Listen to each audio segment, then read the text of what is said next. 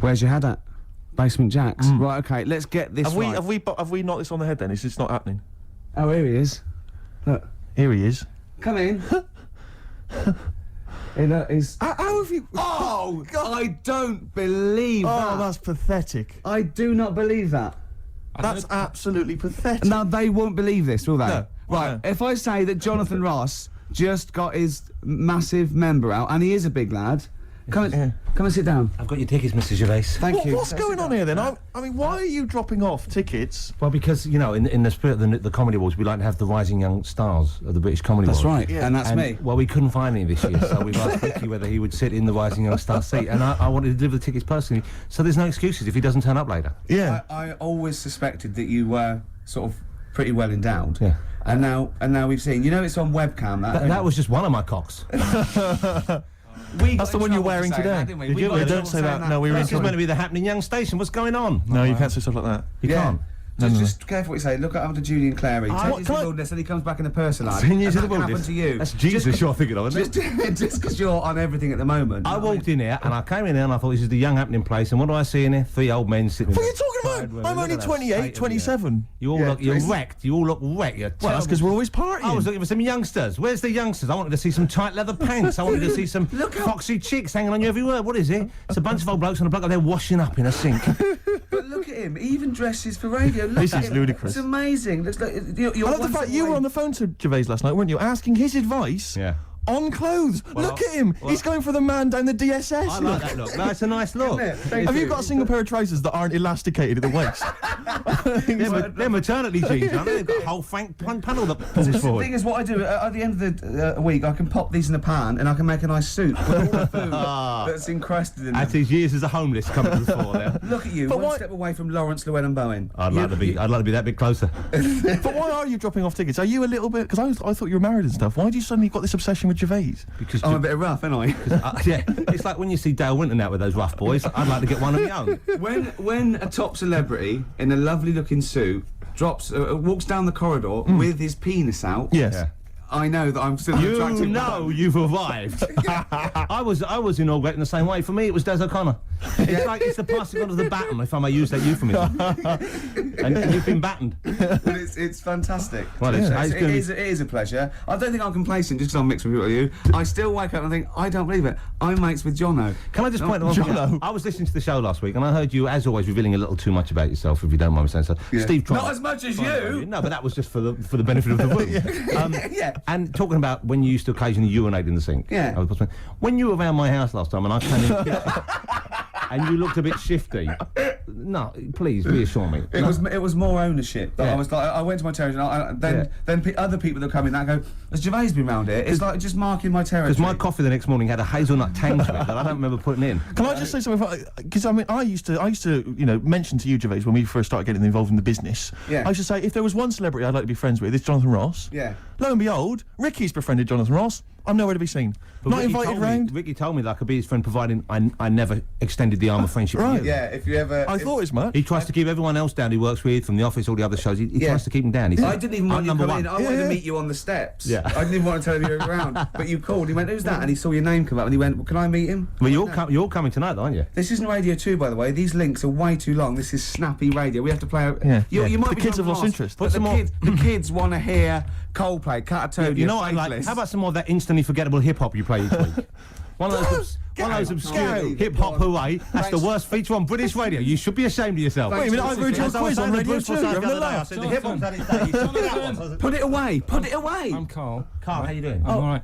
Got a question for you. Quiet man. Got a question. Yeah. The Pope. Yeah.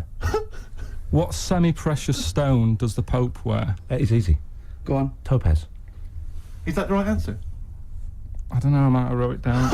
I'm really sorry, Jonathan. It's not what he publicly admits to, but I have to know because I was hanging out with him at the Groucho one night, and he was saying, "Oh, look at this, look at this, look at that toe bench. Go and buy that. Look at that. Vatican City. Look at that. We can make a nice ring out of that, he said. Didn't go anywhere, but thanks for asking.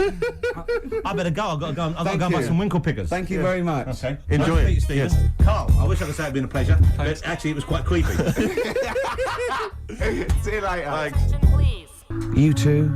Beautiful day. Yep. Now, I was just saying that's probably one of my singles of the year, but was it this year or the year before? Oh, crumbs, I don't know. It was, I think, Was it 2000? The album. It was the first one off the album. Maybe that could be a question. No, we need the answer, don't Well, we? we don't know the answer. No, we. Oh, it's good. Can I just ask? Jonathan Ross just came in there to drop off some tickets for the Comedy Award show that he's hosting Yeah. later this evening. Yeah. Interesting, of course, a man who's 40 and still thinks it's funny to get his penis out.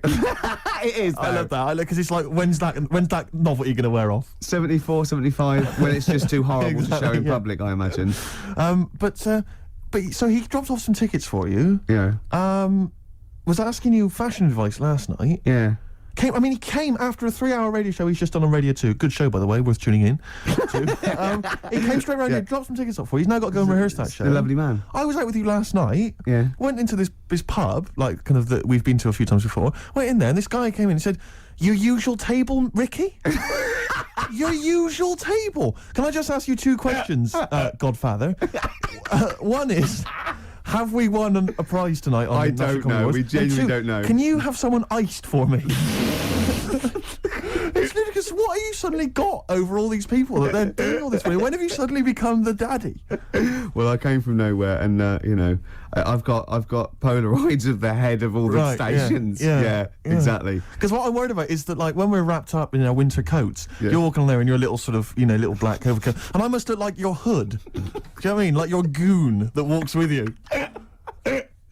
Twice as tall. Very much like Edward G. Robinson. Exactly. Yeah. You are with Yeah. a pug face, obviously. Yeah. Well, don't go on about it. Sorry, that was a bit Freak. hard. All right, no, I don't know. You just Wow. about that. There's something We've in the not. piece like that. Even Jonathan Ross couldn't save this show. No. It is the only A celebrity I know. Yeah, I'm that's all it. out of ideas. I thought we'd have a trivia game. That's rubbish because he can't read. All right. Yeah, and that's what is it? So It's- are we knocking the trivia game on the Yeah, yeah. Should we, let's have one final question. what What's the the answer? answer? What To about I the don't answer? know. I don't know. For the Pope one. I don't know. We couldn't even figure out the question, Carl. What's the stone? What's the stone? It. Hang on a minute. Just entertain yourselves at home while Carl looks for the question. And thirst.